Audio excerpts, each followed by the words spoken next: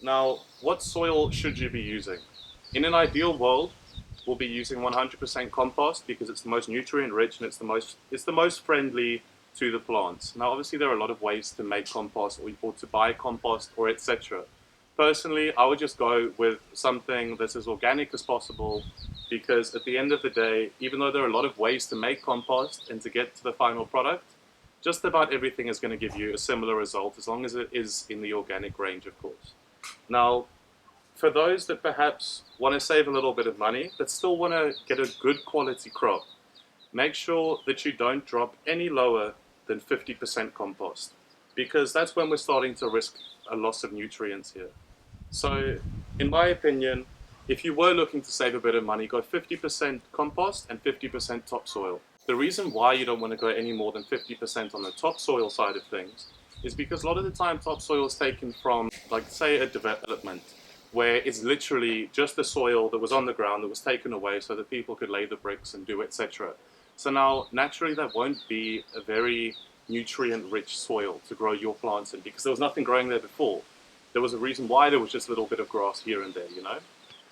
But when mixed with compost, the nutrients will go from the compost into the soil once it's mixed and etc. And also just bear that in mind when you are getting that little bit of extra soil, that extra bag of soil, the extra however much it ends up being.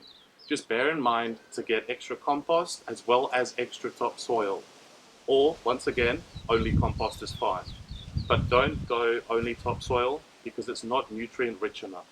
Unless you somehow have a way to get all those lovely nutrients into the soil, because you're going to be very disappointed at the end of your grow if it's cut short, basically, because the plants just, they need the nutrients to thrive. Similarly to how we as humans need to eat, plants are exactly the same. They need their nutrients, they need the sunlight, they need the water, they need everything.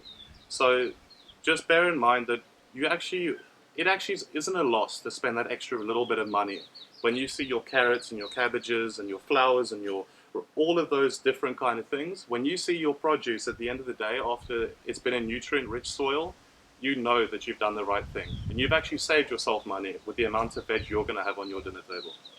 Next in this video series, we're going to be talking about watering and maintaining the soil. So stay tuned in.